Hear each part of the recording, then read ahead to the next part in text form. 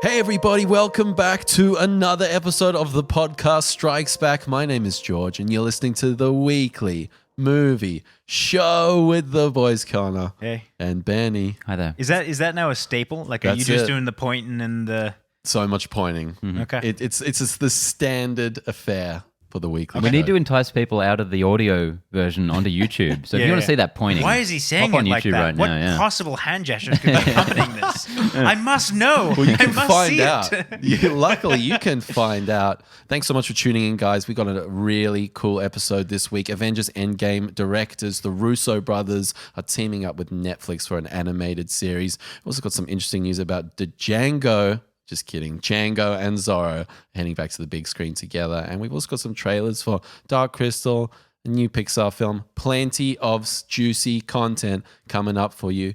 And guys, if you want to skip to any areas, head down to the annotations and you can skip to anywhere you want in this episode. But as always, before we kick things off, Connor, let me know. Yeah. Let me know what you've seen this week, man. Right, I'm dying. I'm dying. George, do either of us want to take a guess? Yeah. Go ahead. Say it. I'll get that over and done with really quickly. Finished off the last couple episodes of season 3 for Man in the High Castle. Nice. That's embarrassing. That's it. That cancels your segment. Well, that's the end of it. Bye now. Yeah, look, a really solid finish to the season. I've been really impressed so far. I'm really itching to see. I think the season 4 is going to be the finale, which I think is really cool. I don't think that. Oh, is that confirmed? I don't know. I said that. That's why I said I think. Mm-hmm. I hate being in the situation you're in right now, which is binging a show and then having to wait for like one last season and watching it weekly or something. I'm like, ew. And I thought that maybe I'd get lucky and it's going to come out in like a week or so, but there's no announcement. Or I was trying to find it after I finished the episode. They had a teaser trailer in February of this year, but since then I don't think they've really confirmed the date. Or maybe they haven't. I just haven't seen it. So quickly going off that, it was announced at San Diego Comic-Con of the series had been renewed for a 4th season, which was confirmed to be the last one of the series. Yeah. Okay. So, and I think that's a really good idea. I think that, keep it comparatively short and sweet. That'll be 40 episodes, I believe. I think they're 10 episodes each. Good length. It's a really good length. That's a George length series, man. Yeah. And I mean, I think there's lots 10 George more. length series. Yeah. There's obviously a lot more to explore with like the world. And there's a million things that they could do, but in terms of the characters, you can only stretch out a character arc so far. So I think that's really cool. I also chucked on The Foreigner, which was a Jackie Chan Pierce Brosnan film. I think from last year. This was like not a big film. It was just kind of one of those. Well, we certainly didn't cover it. So no, it we did not. Big. It's kind of Jackie Chan's Taken, yeah. Sorta, not really. No. Jackie Chan's not even in it. Yeah. In the sense that it is an old guy being sort of badass, then yes. I actually enjoyed it a lot more than I thought I would. I thought it was going to be pretty standard kind of, I guess kind of action Taken style film, but they introduced a lot more of the kind of intrigue around the IRA, which is not a topic that I feel that is commonly, covered in films like that. Obviously taking a bit of a different take on terrorism and political intrigue. And I don't know, I thought it was a fairly cool film. I don't know that I would say that it's it really stuck the landing for me. I think the end was a bit... It did a lot of build up and then just kind of went like, okay, I don't know where to go from here. And that was on Netflix? What did I watch it on? I think it might have been Stan. It was one of the other ones. Okay. Generico Streamo. Yeah. But I mean, definitely if Friday night, you don't have much to do, definitely worth a chuck on. Chuck on Baywatch. And speaking of things that I've chucked on, I've watched the first half of Barry, which was a recommendation from Ben. Keep that Foxtel subscription intact. No, I just bought it on iTunes. Oh, okay. Yeah. I mean, it's like there was a special on it. It was like $4 for the entire season. I was like, fuck, why not? Easy, I'm not yeah. gonna, like that's less than I'd pay for the bloody Foxtel subscription. Screw that. Yeah, I don't want to give away too much about this series. It's just I think it's beautifully understated, and kind of weirdly funny. Not laugh out loud funny, but definitely like a kind of a morbid, dark humor. You go into like it's like Dexter except with Bill Hader, and you're like not sure what to expect, but it's not exactly this. You think something a little funnier, but it's a HBO show and it's pretty dark as well. It's pretty dark, and it's Bill Hader, so you kind of I always forget that he's got depth to him. Like he's a legit actor, like he can do it. I think he's a writer director on the show and creator, so producer and a couple huge of other part things. of it, yeah.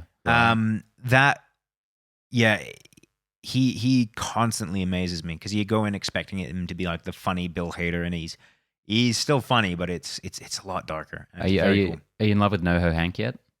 Which one's that? The bald dude? Oh yeah. Because he was meant to be like a supporting character, I think. I can see that. And he's through like season 2, he's just become a main character because he just won ever and over with his performance. He's so fucking funny. By the end of the season, let me know because you're gonna love him. He's kind of more. spectacular, yeah. Let me know when you finish that season. And because I can never remember names to save my life. The old dude, what's his name? The Fonz. Fonz, yeah. What's his name? I can't remember. I had it in my head the other day. He's been in a lot of things lately, or things that I've watched. So he was in Buster Scruggs, which we watched late last year. He's in The Man with a High Castle. He's in this. He keeps kind of popping up, and I'm never disappointed by him. I think he's great. So yeah, that's what I've been watching. A lot of TV series. Just a quick tangent on that point that you mentioned, Benny, with that character who has become amplified in season 2. I love it when TV shows kind of evolve and they sort of see what's working, what isn't working, and then they make adjustments. And that's the difference between the first season and the 5th season of a show is they're writing characters, and then as the show progresses, you're writing for those actors. I just love seeing that happen and see a show transform. This is such a good example of it too. Yeah, I've got to check that out. Give us your list, Benny. So I checked out the new Netflix thriller, The Perfection.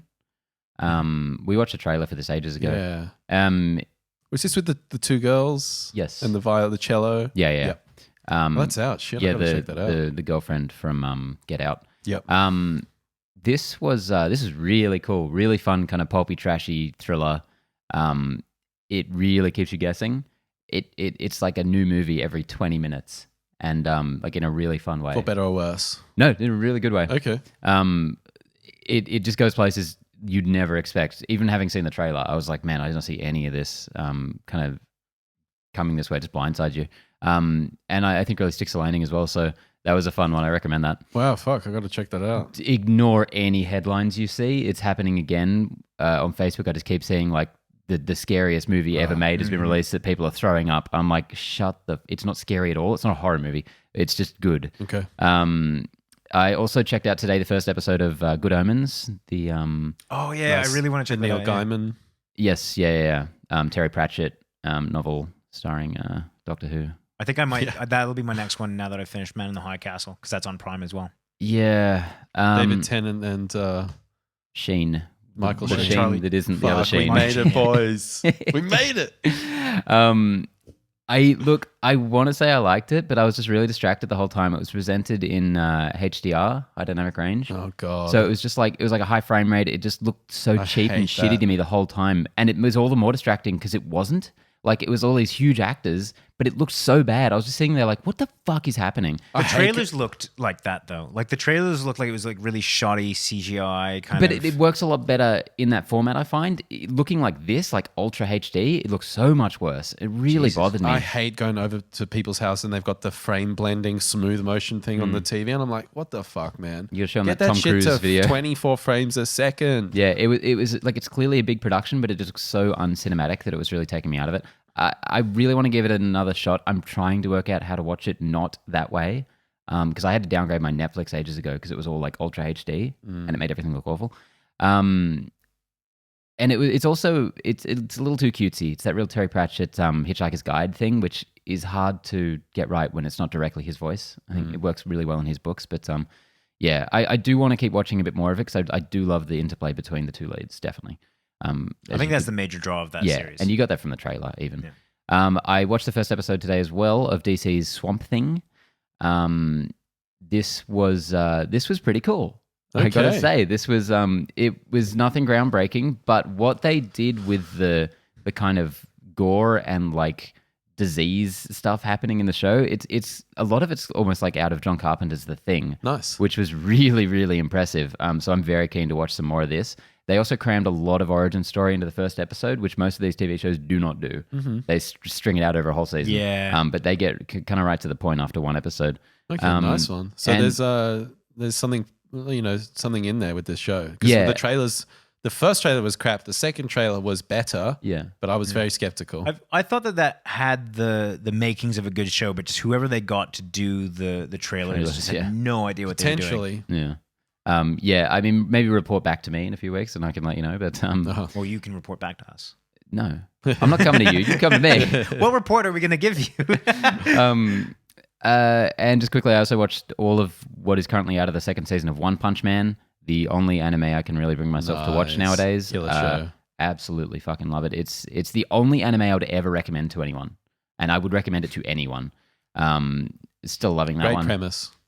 Yes, very cool. So the general premise is like this guy has never been defeated, at least in season 1. Well, yeah, he can defeat anything in one punch, hence the name. And he's just really bored. Really jaded. He wants a challenge, yeah. Really jaded. Yeah, just really fun. It feels like a parody of something that doesn't exist. Or maybe just I didn't watch. But yeah, it's cool. And very briefly, I've been rewatching through Seinfeld for the first time in like 10 or 15 years. Me too. And it is such a fucking joy. Oh my God, I'd forgotten how great that show is. And I was raised on it. Like I've watched it a million times. I've got the whole box set. But I just can't believe how well the characters are written in that show and the continuity, the callbacks. It is so clear that Larry David and Seinfeld are comic book fans because they string through little seeds like seasons beforehand that pay off later. I was watching an episode, I think last night or the night before. Anyway, go ahead. I can't remember what episode it was. It was the one where Kramer was going for the election of Del Boca Vista. And I had to pause it at one point and rewind it because as the newspaper flashes up of him doing the kind of election campaign thing, I noticed that the final one at the very corner there was this Larry David does something. And I was like, oh, have they been doing this? I rewound it, and every time the newspaper came up in the corner, there was this like string through of what Larry David was doing, and it made me kind of think about how much they like you were saying, how much they just kind of put into the little corners of the show, or how they kind of string things along, and I absolutely love that show. The thing I find that's best about it, that is so much better than even modern sitcoms, is when a character says something funny, the other characters laugh. Like you watch that Big Bang Theory shit and someone will make a joke, and if you take out the laugh track, which are really harrowing videos that are out there, everyone just stands around for like 5 seconds. It's so weird. Anyway, if you haven't seen that show, check it out because it is a classic and it stands up. I haven't seen it for years. I don't think I've watched all the episodes either. For me this week, I mentioned this on last week's episode, I watched a documentary called Side by Side, which is a really cool examination of the film industry's transition from celluloid film into digital technology. Keanu Reeves, yeah. So this is just a really great little artifact of that point in time where it was really tipping to digital, and you've got some really big heavy hitters in here. You've got Chris Nolan, Fincher, Steven Soderbergh, even some great cinematographers. If you're into the technical side of filmmaking and want to learn a little bit more of the difference between the two, or you're just starting to get into celluloid film, this is a really, really amazing documentary. And I particularly like it, as I said, it's that artifact, it's that particular moment in time, the tipping point. So this is just one for the ages, I feel, and I'm so glad it was made. And Keanu Reeves, he's a really great presenter. He's basically the sort of through line of it, and he clearly really cares about this other side of filmmaking. I mean, he's directed a few films as well, so it's just all in all a fantastic piece. And does he shoot on film or digital? I'd probably say digital, but it's hard to say. It's hard to say. It's I don't think he impossible, particularly. I don't think he's. I mean, we mentions, could look it up. Probably. No, but it's impossible. Definitely not. Definitely not. And it also talks about the pros and cons of like the two formats. So with digital, you can just keep shooting, right? It's very just unbiased. go.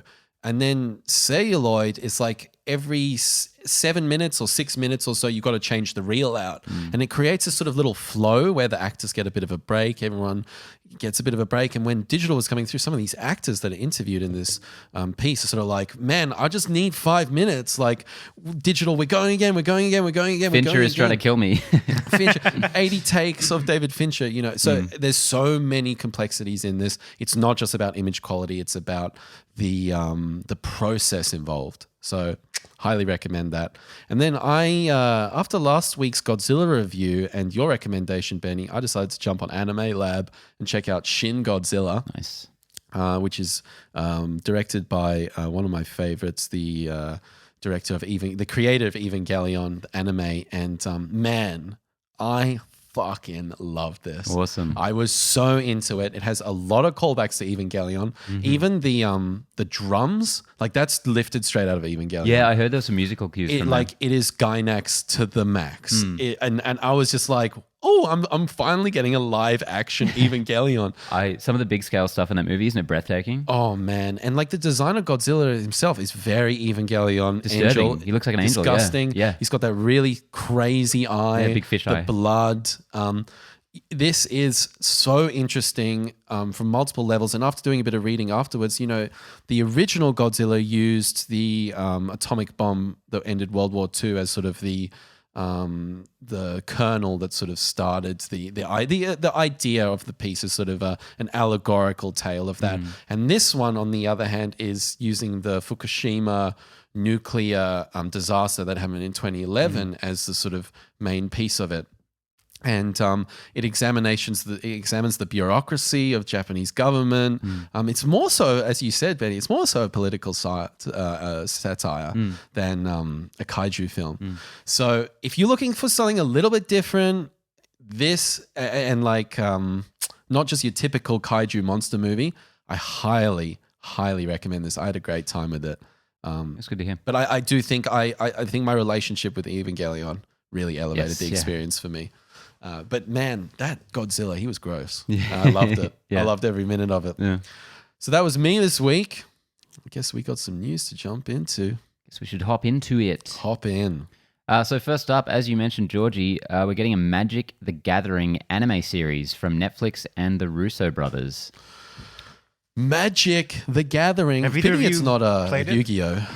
I want to be on that, man. No, I never played Magic. I never played Nope. it. Did you play it? Nope. I would have thought like maybe you would have. Yeah, I was played kind of that. hanging on you two. I'm like, Sorry. surely Connor's played Magic. Wait, why? Why me? I mean, I don't think we need to say, really. Yes. You do. Yeah, you do. No, I actually, to be honest, I've never played like I don't think I've ever played like a card turn-based game. Not even solitaire. Never. Not even Solid. No, like none of like Yu-Gi-Oh or Pokemon. or Trading you know. card games. Yeah. I played the closest I did to that was playing the in-game game in Witcher 3. Eh. And I got really I think obsessed that's the with that nerdiest for a while. one somehow. Yeah. Somehow it is. Yeah. I got really excited when I found out that they were gonna that they separated that game into its own game that you can get on like Xbox and stuff, and I kind of stopped myself before I jumped. I was like, that's a hole I don't want to fall down. But this is a franchise that we all know about. I'm not very familiar with it. However, it's very dense, has a very diehard fan base. There's a lot of stuff to tap into here. I think there could be something really cool in the making with this. As with any kind of property that is adapted from something that's quite dense, it's a bit of a double-edged sword, right?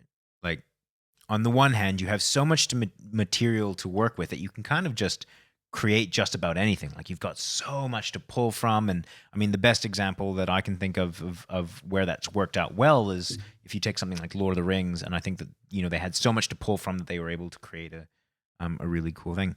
The other side of that double-edged sword is that, you know, because it's so dense, I feel like some creators, or when they change the medium into like film, they don't do it in a careful and measured way, and they either try and put everything in, or they don't really think about how it's going to translate that well. Yeah.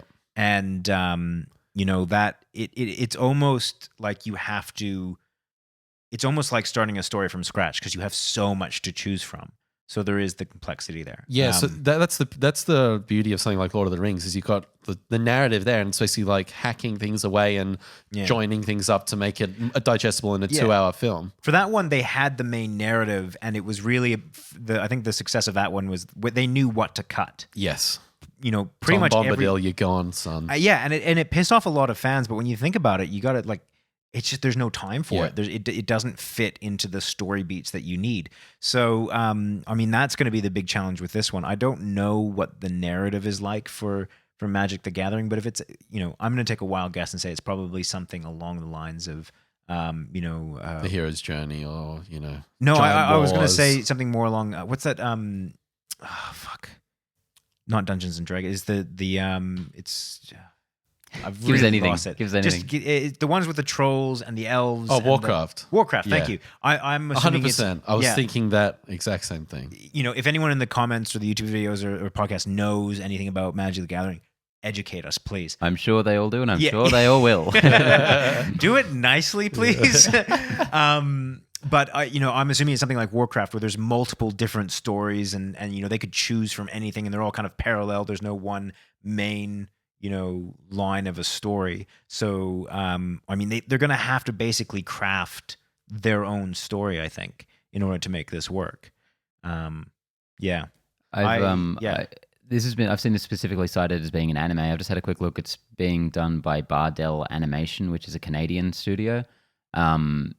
Which congratulations, Connor. Represent. It's going to be like Castlevania, eh? Yeah, I don't like when people try to kind of ape the anime style without the talent pool that kind of exists in Japan.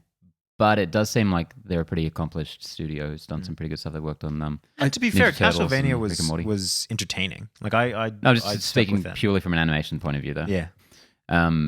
Yeah, I don't know anything about Magic. I think I'm Warcraft not is too a interested. The story has already gone way longer than any three people that don't know anything about Magic the Gathering should be talking about this. But I think the Warcraft comparison is apt because it might be. I don't know. Absolutely not there. No, I think that's exactly it. That's it, and that's not what to do. And don't just appease the fan base. You got to make it digestible for everyone. And I feel like Are you talking Warcraft, about the movie? Yeah, I think. Did you ever watch that? Yeah, it was terrible, man. I didn't even bother. It was one of the few movies. The worst. That seems It was like something. unbelievably painful, especially coming from a guy who loves Duncan Jones that much, director of Moon. That looks like And something Newt. that would be right up my alley. Like I should enjoy that, but like that just I couldn't even stomach myself. So I think one of the main you'd like it. problems. Yeah, you probably love it. Don't do that. No, I've watched the last I think about 15 minutes of it, and I will not be watching that film. The main problem with it was that it was appeasing to the fans too much, and I don't think it opened it up to the general audience to invite you into the world. It was like every Warcraft fan that I knew was like, that was amazing. And then everyone else who had no relation to the IP was like, that was a pile of feces. So you really don't want to go down that way. I think hopefully the Russos have enough experience with taking like Captain America and making him more digestible for an audience. I know they can't claim to have done that completely, but hopefully they have that Marvel mentality. in general, Feige. I think that they kept the Or just kind of the the Russos. essence of the comic book characters, but they made it for a modern audience for a different medium. I think it's really cool. No, I'm pumped for this. I hope it's cool. Well, let me know how it goes. Next up, Godzilla, King of the Monsters, wins the weekend with $49 million at the US box office, but has the lowest opening thus far in the Monsterverse out of all three films. So this has been a very interesting film. This has been extremely divisive, as we have experienced firsthand. Yeah, no, we got some. Normally we'll get a few comments. This one kind of blew up a little bit with I didn't realize what kind of diehard fan base that Godzilla had. Like I obviously knew that there was people that enjoyed it out there, but people take that shit seriously.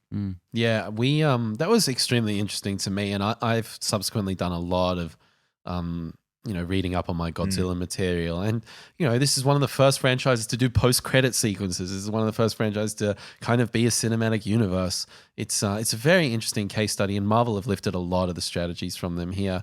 But in terms of this actual box office itself, this is not terrible, but it's not great for the Monsterverse. It's either about of you know- half of Godzilla 2014. Do either of you know Half. what the budget is?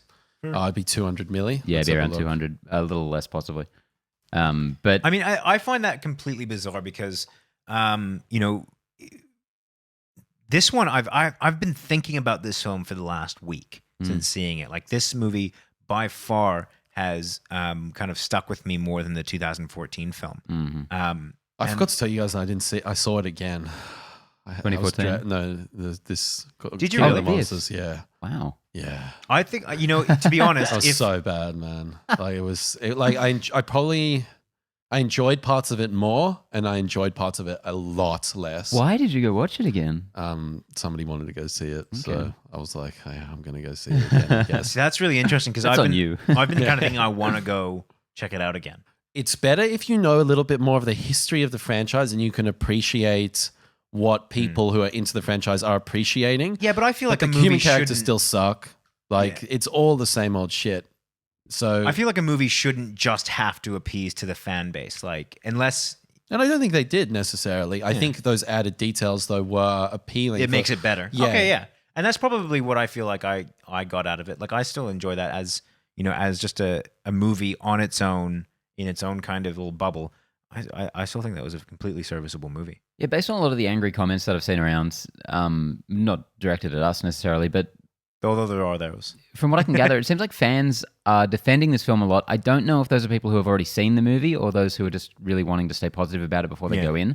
But I hope it's ones who've already seen it because I really like the idea that as opposed to a lot of other ones we've seen lately, the fans are actually really enjoying this movie. But it's not translating into sales necessarily. Like, as we said, this isn't a disaster, but for it to keep going down by this margin with each movie, like that's pretty disappointing. And it doesn't bode well for there's already one next year. Next March is Kong versus Godzilla, or the other way around. Yeah. Do you guys remember what Kong did at the box office? Off the top of my head, no. But luckily, Why don't you with the think about that power for a of the little bit longer? internet, Kong Was it Skull considered a Island. success? Okay, I Yeah, it honestly was. can't remember. It was. They've It was- both done well enough, I think, in overseas markets to warrant the franchise continuing. But no, there's been no runaways. I'm really glad that this franchise will continue because, as I said, I get a little bit out of I got a little bit out of Kong. I got a little bit out of this. I'm perfectly happy for this franchise to continue. Kong Skull Island, 566 million. So That's not bad half at all. $1 billion. That's great. solid. That's really good. Yeah, that's Yeah. like early Marvel numbers. Should we move on? Yeah, that was the most awkward pause in about a year of this podcast. I enjoyed it. I thought that was quite relaxing. It's just a moment. Yeah. All right, next up, Django Zorro movie coming from Quentin Tarantino and Jerrod Carmichael. So yeah, this was absolute news to me before I stepped in the studio today. We're getting a Django Zorro movie based on a comic book that Quentin Tarantino wrote. Cool. Is he directing this? Is He's there not any involved at kind this of point. His necessarily? involvement is unknown at this stage, but he could potentially just be producing. He could be co-writing. Who knows? He could be starring. Well, I would hope so. be that Australian, Almost certainly guy he will he be was in it, in Oh god, the original. Yeah, He makes a return. I would like that very much. That's my Quentin Tarantino Australian accent. It was one of the worst accents out. It was not Fuck, good, no. man. Did you guys watch the old Banderas Zorro films? I've seen.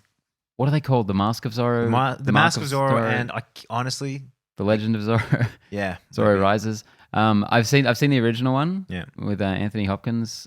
I haven't seen the sequel. Yeah, I never saw any of those. Yeah. I think I saw the sequel once, I think, but the original Zorro was one that I used to go back to as a kid, like all the time. Like that was a staple for me. Like that was one of the ones where the VHS was like peeling apart at hell the yeah. edges. It's like, You'd walking Wow. on the scream. So would you want to see Antonio Banderas return?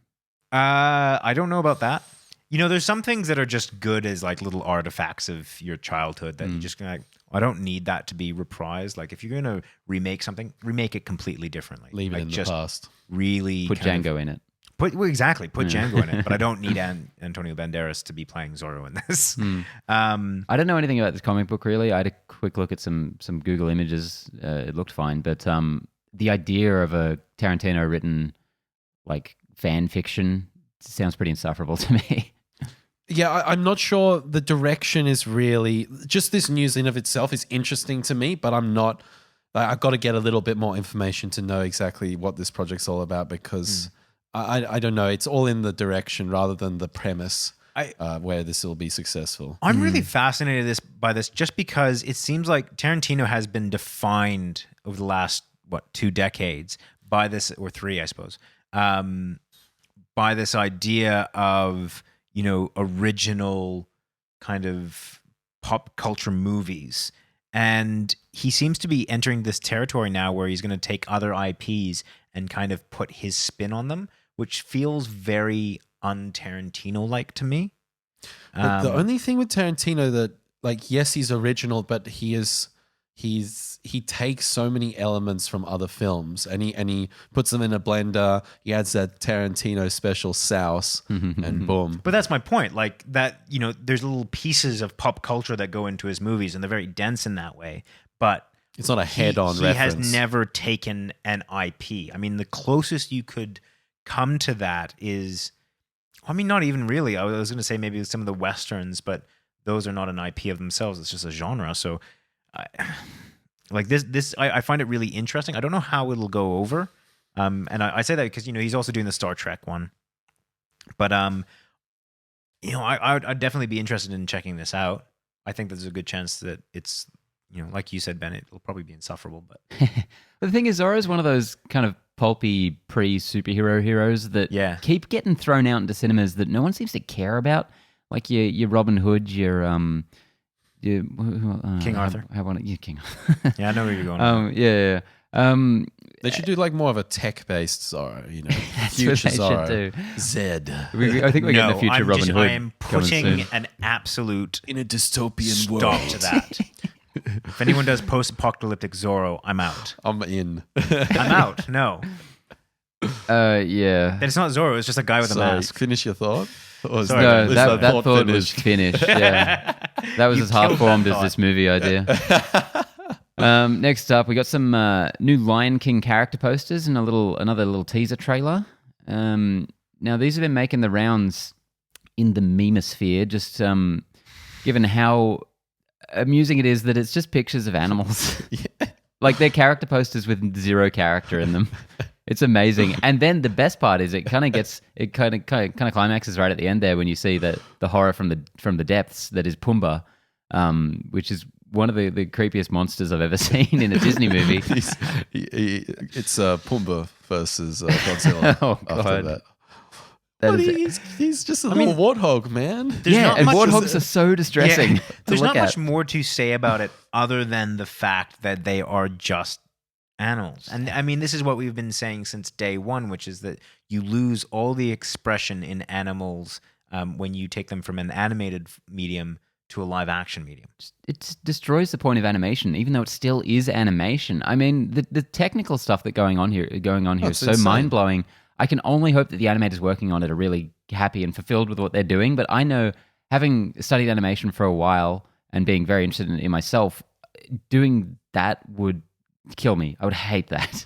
Honestly, these character posters, you could literally go to Google Images, slap on Seth Rogen as Pumbaa at the top, and you've got the character posters. There's nothing invented about this at all. My favorite part of this entire thing is that they bothered to do a different poster for Simba and Nala. It just looks like they've mirrored the image, and that's it. Are we meant to be able to tell that those are different characters? It's just, Lion Cub 1, Lion Cub 2. That's literally all it is. Yeah, it totally is. It's bizarre. So, I think these character posters are a bit of a nothing. How about watching them in motion? We also got the little trailer. It looks so technically impressive. It really, you can see the amount of man hours put in this. But I'm very fearful for this film. I think I'm going to come at this from a really, really negative space because of how much nostalgia I have with the original. It worked well for Aladdin. It did. It really upsets me, honestly, when the trailers throw this Circle of Life song song at you. That song chills me to the bone in a very good way, but I feel like I'm being preyed upon when I'm seeing this trailer for a new movie that has that in it. It's like such a fight or flight thing. I'm like, no. You're using the goodwill that was garnered by the original to sell this movie, which doesn't seem to have any heart to it. Oh, God, yeah. It's a dirty, dirty feeling. Yeah, it really is. And I think that gets to the crux of it, is this movie doesn't feel as though it has any heart. And look, honestly, I hope that somehow I'm wrong. I hope that, I don't know how, but they somehow they bring that same feeling that I got with the original, or not even the same feeling, but I feel like it's the same level of heart or care that's put into this. And honestly, I don't feel it. I don't know how they're going to pull it off. I agree with you, except I really don't. I've never wanted a movie to fail before, but this one I really do. All the people out there who are like, oh my God, the feels, I'm crying already. This is going to be the best movie ever made. I'm like, I hope even them, the most diehard one of them, is like, oh, that was really not as good as the original. That's what I want to hear, damn it. Yeah, don't hold your breath, man. Yeah, do I know. not hold your breath. People love Beauty and the Beast, so what do I know? Yeah, and it was interesting. Jon Favreau came out with a quote. Jon Favreau, director of this, came out with a quote this week saying that even though this is all animation, essentially all CG, it's still live action. And I was kind of like, is it? Can you elaborate on that? Come like on, how? man. Like how? So this whole thing feels very. But it is. I mean, it's live action in the sense that it looks like they just got animals and made them do things. But it's literally entirely animation. There's not a real thing on screen. Yeah. There's nothing live about it. Yeah. But I mean, for all intents and purposes, it might as well be live action. That's my point. I would love it if they just actually filmed animals and did that thing from the 90s where they make the lips move. Yeah, that'd be much better. That's exactly what I was thinking. It's not far off that, actually. Yeah, we've got some more Disney news. Yes, Marc Webb, everyone's favorite, is to direct a live-action Snow White film for Disney. Mr. Webb, director of The Amazing Spider-Man 1 and 2. Yes, and 500 Days of Summer. Let's give him his due. Brilliant film. Very good movie.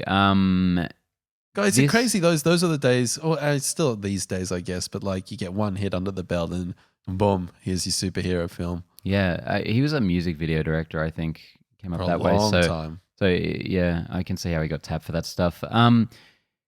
We've had a lot of Snow Whites in the not too distant past. We had the Snow White and the Huntsman. Snow White and the Huntsman, and Mirror Mirror. Oh yeah, as well. And wasn't there the Huntsman as well? The Huntsman, just the Chris Hemsworth starring sequel. Yeah. So weird. Who was asking for that? no. And I Yeah, actually not I like sure. Snow White and the Huntsman more than most people, Yeah, which is easy. But yeah, I can't believe they made a sequel to that. I heard it was awful. yeah, me too. Me too. I'm glad Marc Webb's getting a gig.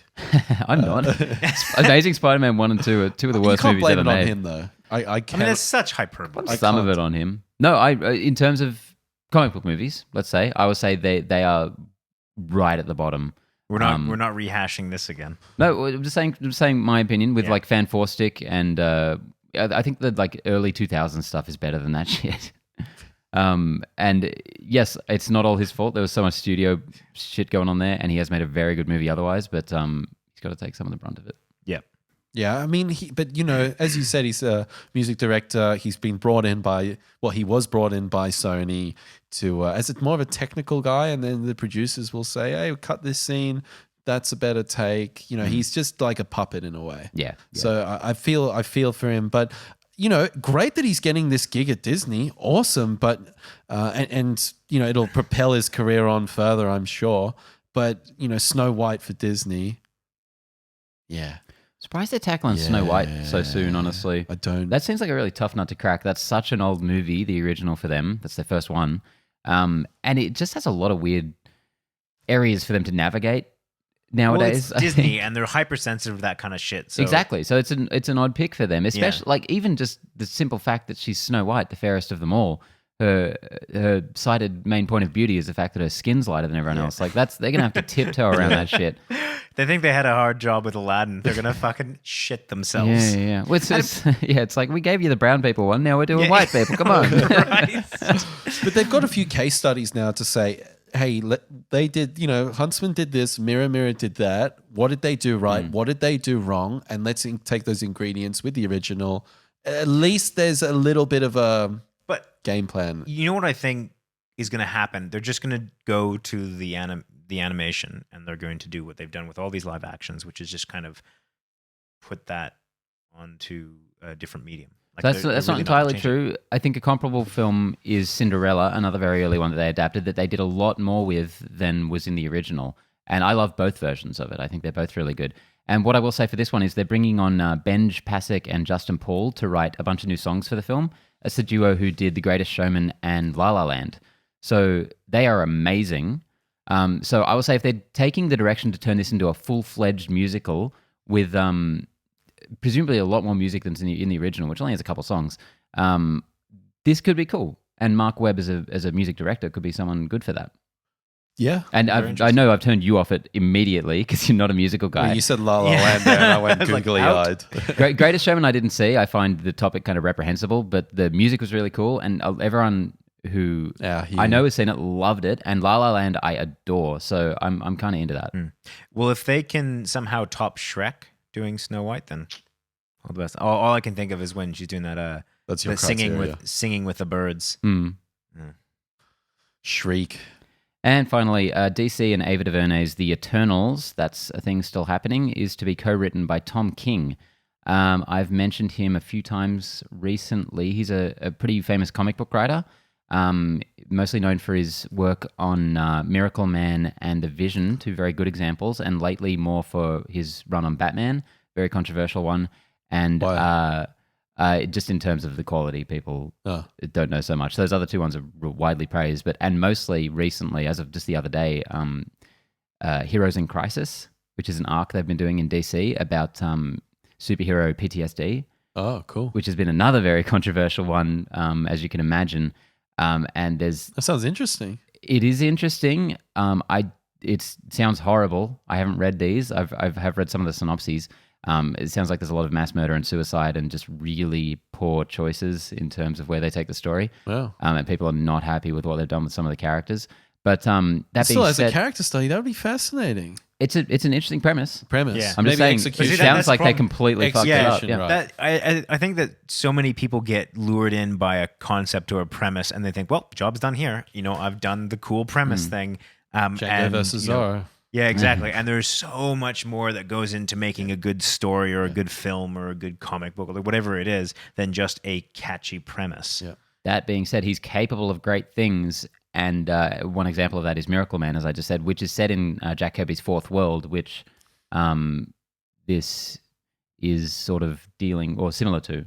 So I think he's a good pick for this. And interesting to see a really prolific comic book writer coming into these movies. Yeah, and I think that the Eternals, from what little I do know about it, sounds like a very, very interesting property.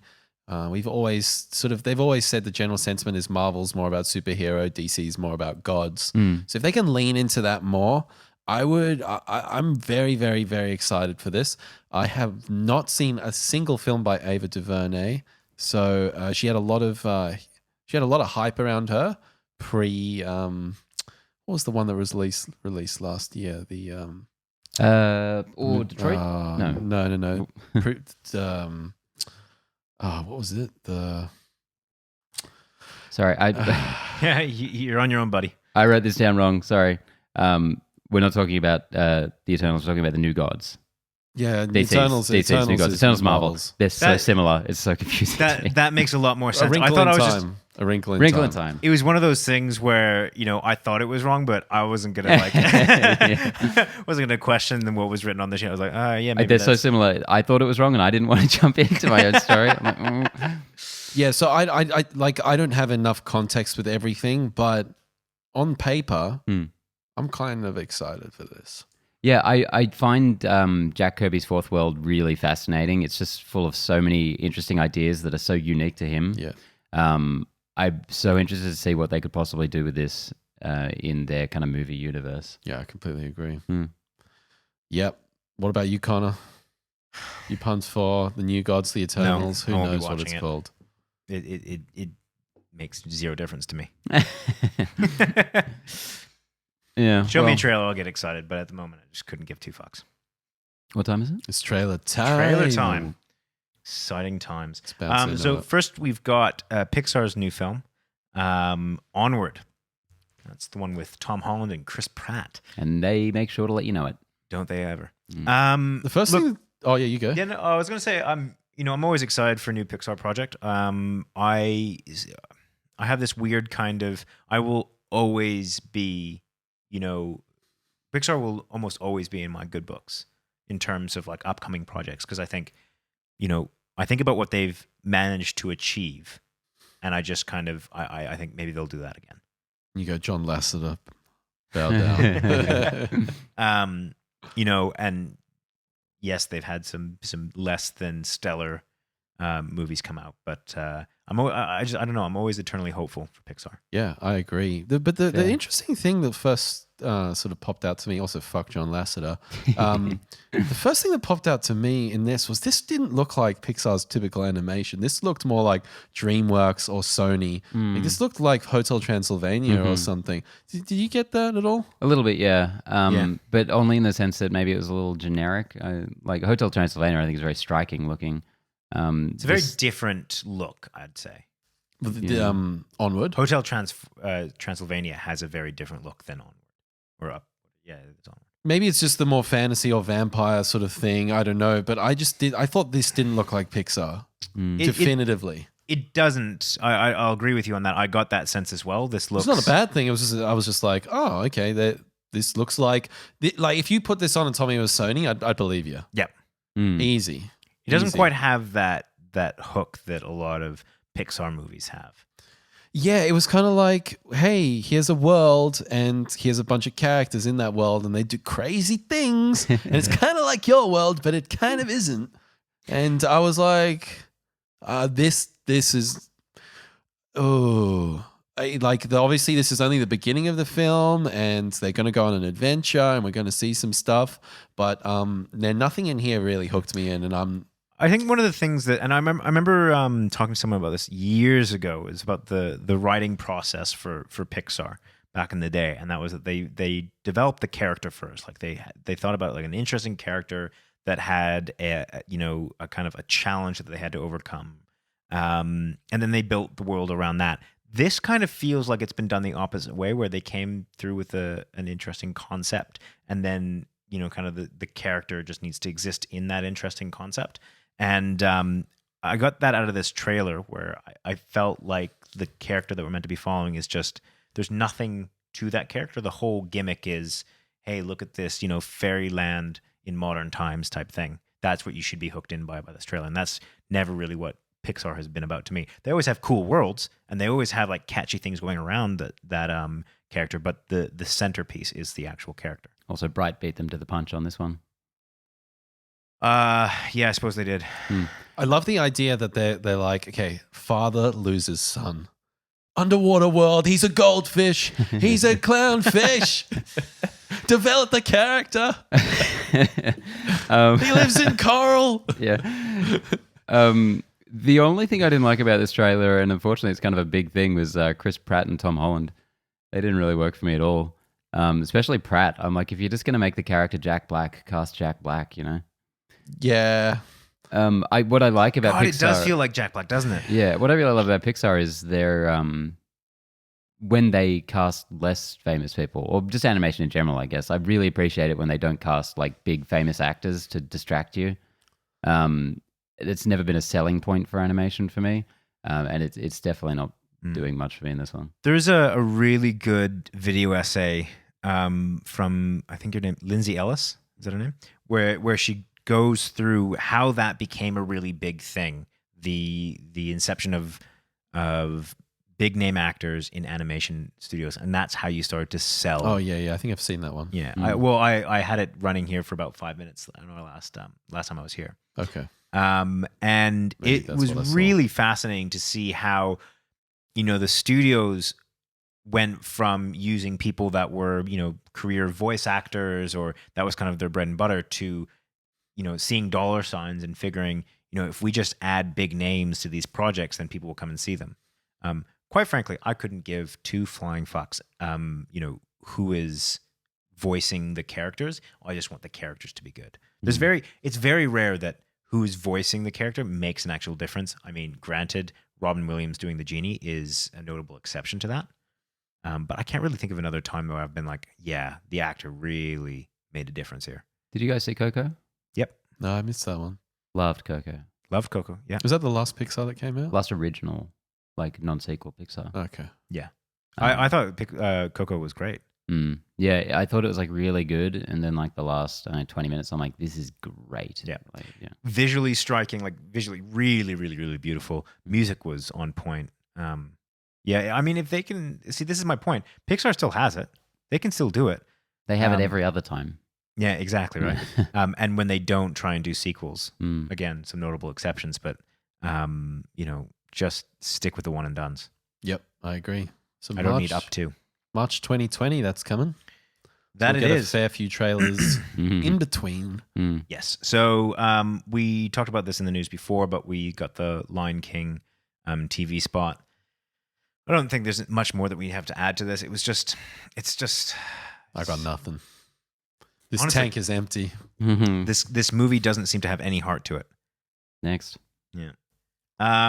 Dark Crystal, Age of Resistance. I remember talking about this, almost like a year and a half ago, maybe even 2 years ago, like kind of when we started the podcast. That it had been announced that Netflix might be doing something around the Dark Crystal. We didn't know who would be involved. If it would be puppets. Yeah, like there was just absolutely nothing. So we have, obviously some answers to our questions. They seem to be doing a puppet CGI hybrid thing. I mean, my first question to you guys is, do you think that they pulled that off, having like the kind of hybrid style? Yeah, I think this looks amazing. Looks awesome, yeah. This just looks incredible. And I think when we saw this, the original, was it last year at the cinema? Yeah. We were both extremely simultaneously captivated and incredibly bored. Oh, yes. I was struggling so hard to stay awake. I cannot tell you the plot of this movie It's at all. not a narratively focused film. It's all in the production design. It's all in the puppeteering. It's in the details. So what's fantastic about this is I think they've blown the original out of the park. Like already, I think already that is looking amazing. It's just, can they back it up with an interesting enough story to keep me there after episode 1? That's what I'm interested in. And it feels to me like they are, because there's that one line in it, and I don't know why it's so evocative to me, but one of the gelflings says, "What have the Skeksis done?" Or another character maybe. And I'm like, ooh, that sounds dark. Like they're uncovering some scary plot that's happening. I think this looks like it could be a lot of fun. Yeah. I have never seen Dark Crystal. Oh, I think I have, but I was fairly young. Like it's just kind of buried in as one of those movies. It didn't have a huge impact on me. But I did get I don't know, when watching this, I got feelings of there's a game called Ori and the Blind Forest. That's it. And I got vibes of that. I think that is one of the most haunting and beautiful games out there. And I got like serious vibes of that. Kind of like this dark, jungly type aesthetic. So that alone makes me interested to see this. I'm also just really interested to see kind of from an execution side how they're going to pull off the puppets. Yeah. I think that in and of itself would be interesting to check out. Yeah, totally. I got serious nostalgia feels watching the characters talk. I was like, oh, that is like 80s, 90s, like being shoved down my throat. Yeah, they don't look nearly as freaky as the original though. They're unsettling in that original, man. Yeah, the They're gelflings. looking at into my soul. I'm like, stay away. Stay away. Yeah. Moving on. Let's move on. Let's do it. We've got scary stories to tell in the dark. I'm as excited now for this as I was when that first kind of teaser came out, showcasing some of the scary creatures. I am a little bit disappointed because I feel like some of these, creature reveals I wanted to experience in the film. Yeah. I didn't want to experience it in the trailer. And I mean, this is always the kind of, knife's edge of marketing a film, which is how much do you show to get people engaged and go to watch it, and how much do you actually save for the experience. And I just feel like they kind of tipped a little bit too much into the showing. Yeah, I can see what you mean there, but this just looks exactly what I want to see in the cinema. Like this is Oh yeah, this is it. I'm there, man. Like, I am so impressed. I think the creatures look amazing. I like them more. It's not an anthology, but I like the sort of anthology aspects to it with these different characters. I'm in. But I guess totally in. that's my point, was what you said. This is exactly what I want to see in the cinema. I want to see it in the cinema. Yep. I don't want to see it in an ad. Yeah. Yeah, I'm so pumped for this. I'm so worried I'm going to be disappointed by it because I'm so excited for this movie. It's one of my most anticipated this year. Each of these trailers I've just loved so much, and this director, I really liked his other works, Troll Hunter and The Autopsy of Jane Doe. Yeah, It's got all the hallmarks of a movie that's going to disappoint me, and that's what really, it scares me because I really want to see this film. I really want it to be good. It's got it's got horror and kind of grotesque creatures in it. I'm just like, I'm so down for that. And you see the name Guillermo del Toro pop up, and you're like, oh yeah, I associate that with disappointment. But yeah, I really hope this delivers because the design they have nailed so unbelievably hard. I don't know how they got the Scarecrow looking so much like he does in the illustrations. I don't know how they did that. I think there will be a lot of satisfying elements in here. It's just whether it can tie the bow and make it a neat little package. That'll be the test. Totally agree. Next, we got Rambo: Last Blood. Cute little nod to the original Rambo, First Blood. Actually, I believe that it was just called First Blood, wasn't it? Yes. Before it was called I Rambo. thought it was called Third Blood. My bad. Yeah, there you go. They drew Third Blood. I mean, who was asking for another Rambo movie? This looks just horrible, man. This is not for me though. So, like, Have you guys seen any Rambo movies? I've seen them the all. first one, and I've seen, I think that one. You seen them all? Yeah. The one with all the CG blood from 2007. Well, when was that? When he's just kniving motherfuckers. In the jungle? Yeah. That's number. They're all in the jungle. When he goes back to the jungle This one's not in the jungle. for the 8th time. I think it was 2014, maybe 15. Not sure. I'm gonna just do a little. Actually, it'd be. I think maybe it was even longer ago than that. It's The one longer who was than in that. Burma. Yeah. That one was so over the top. Yeah, he just like the body count in that was ridiculous, So- man. 2008 Rambo. Mm. So there we go. So we got Oh, First 2008, Blood, yeah. 1982, Rambo First Blood Part 2, 85, Rambo 3, Rambo Last Blood. One of the stranger naming conventions Yeah. in a series. Rambo First Blood Part 2. Fuck. I mean, I remember watching the first one, and I really love First Blood. I think that's a really spectacular film. Brilliant. Yeah. It That in of It's- itself, Yeah. as its own Awesome. entity, sick. it's subtle where it needs to be subtle. It's got cool action where it's kind of this survival. Early 80s action. Yeah. It's Awesome. a beautiful little veteran story as well. And Yeah. it should never have been a franchise. Oh yeah, exactly. And this is like the typical tale of taking something that is genuine and just pumping it for money. Because the second one was ridiculous. The third one was ridiculous. The fourth one was ridiculous. And I mean, each of those movies you kind of go in, if you know what you're going in for, they're fine. 2 to 4 is just senseless violence, him going around with a machine gun and all that kind of stuff. Cool, whatever. But they don't hold a candle in terms of my enjoyment to the first one. And this one looks like it's trying to kind of capture a little bit more of the aesthetic of the first one. A little bit more kind of setting traps and, A lot of traps directly from the first one. yeah, showing and us. using the things around you. But it also just feels like it's still part of the franchise. Like it's just not, doesn't have the same heart that the first one had. Yeah, I've never seen any beyond the first. It's a franchise I know very little about. But this You just would hate the rest of the franchise. Knowing you, like it's just war films. you don't know me. Then he goes I and know watches you it. I enough. love that shit, man. favorite franchise. Rambo 2, Part 1, Part 3. That's the best. I have very rarely laughed as hard when I remember like being a kid and watching, I think it was 2, where does he get shot or does he get done with an arrow or something? And his solution to this was like, he put gunpowder into the wound, which is like, you can cauterize it by doing that. But there was like sparks that came out the other side of the wound.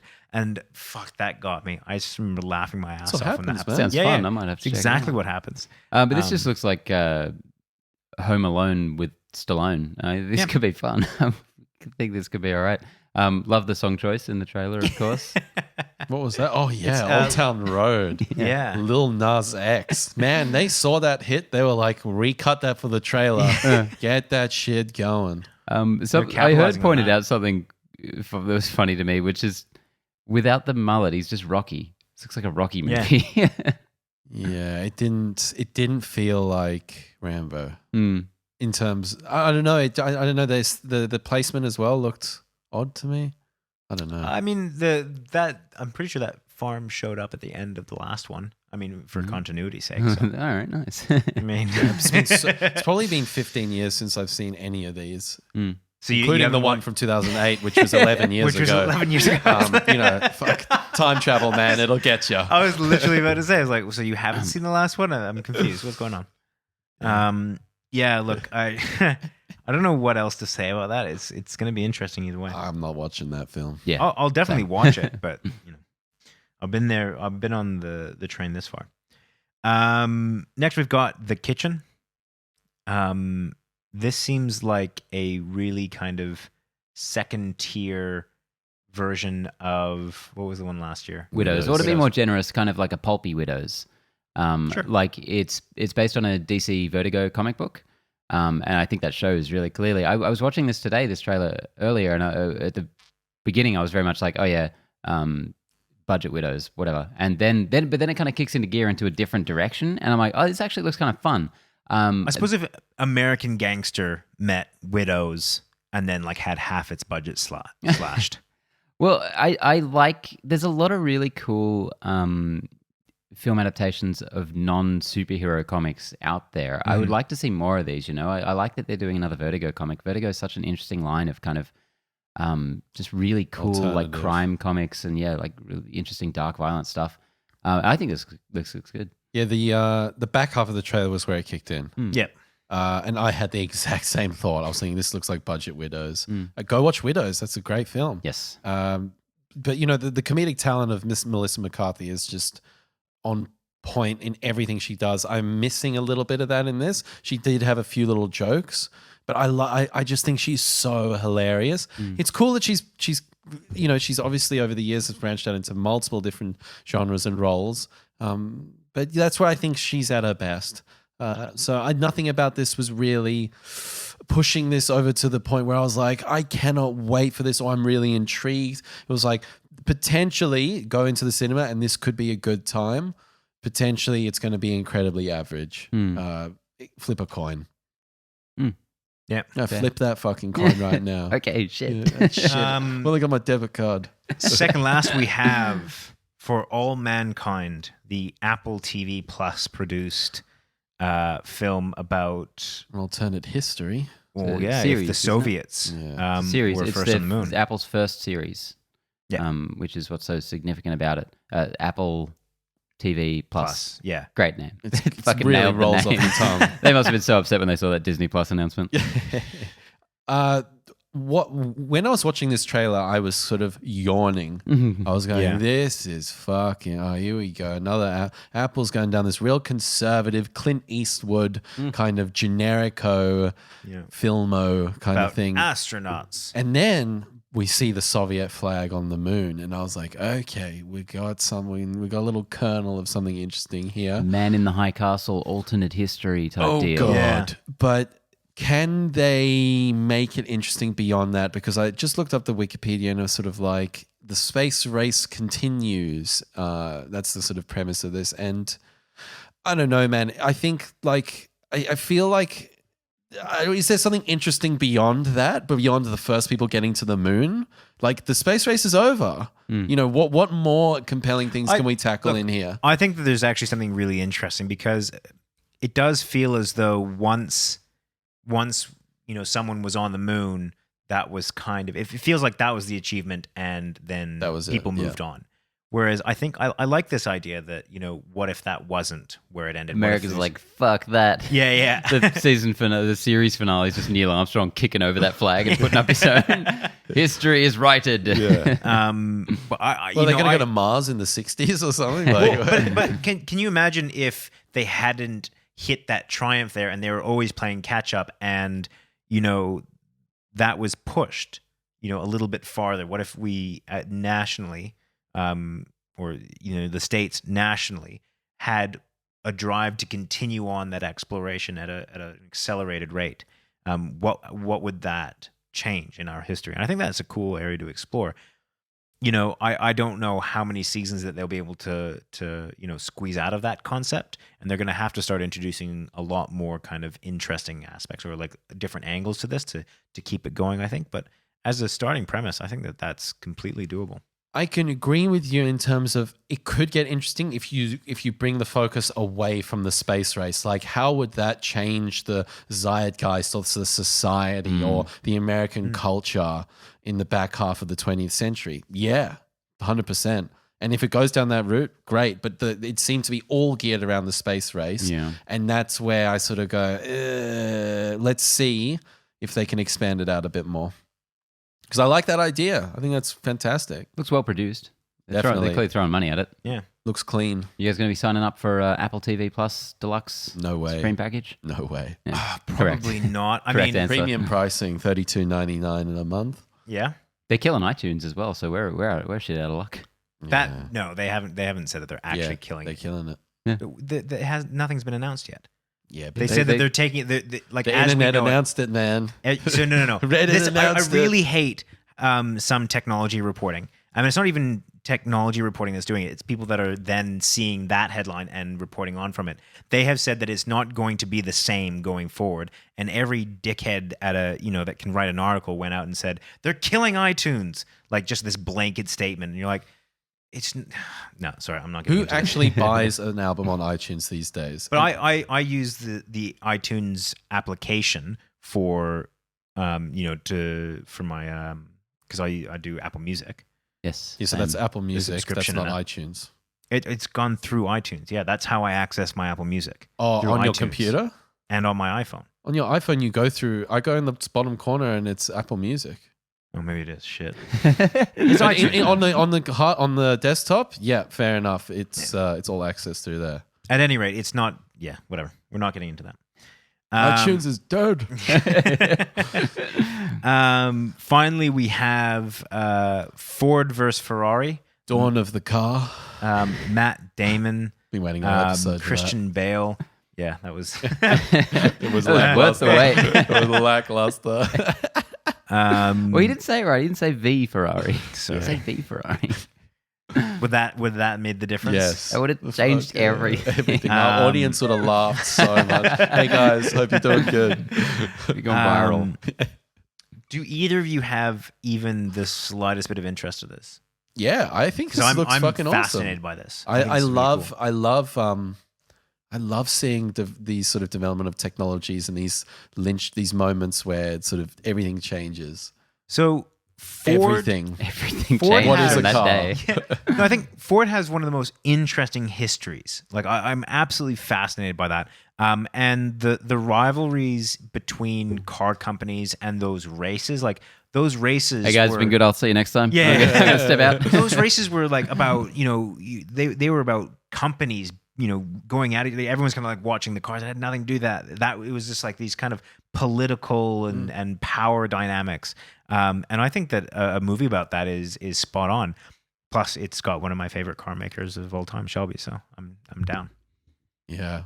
I mean, cars get you from point A to point B. That's where I sort of stand. But nonetheless, the technological side of things is very interesting. And I used to be a massive F1 fan when I was a kid. So I'm always down to, I'm always down to sort of. I know this is in F1. And if there's anything about F1 that I know, it's about cars getting you from point A to point B.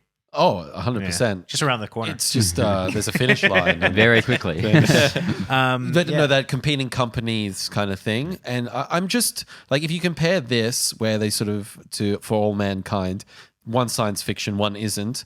But if you compare them as sort of like technological development examinations, I'm liking the fact that we've got some really heavy hitting actors in Ford versus Ferrari. We've got Matt Damon, we've got Christian Bale. I think that's fantastic. I want to see Christian Bale in more shit. He's just fantastic. Good for you. I want to see more. And this. Do you think he's great. fantastic? He is just. His hairline is fantastic. Yeah. I don't know. This just really fascinates me. Ben? I liked Rush. I'm not rushing out to see this though. That wasn't intended. So ashamed. Failed your family. I never actually ended up watching Rush. Yeah, Is that something that you'd recommend? Because I always, 100%. yeah, I always thought it looked good. I just I somehow missed it. All right, guys, let's cap this week off with question of the week. This was one from last week, but we got a few fan questions on Instagram, so we skipped it. But guys, if you ever have a question for us, hit us in the comments on YouTube, hit us on Facebook, Instagram. Hit us. Just hit us over the head if you see us walking in the street. Yes. We will Especially appreciate Connor. that. Yeah. Well, I'm the only one people can generally reach. And you can get like You the might not be able to handprints. tell if you're on YouTube and like watching it. I'm very short and you two are very tall, and it's You can get the handprint on Connor's head. It'll be an achievement unlocked. Question of the week from our boy Ben Smith. Ooh, baby. What's the most significant film you've never seen? I might kick this one off. I just hit that microphone in my face.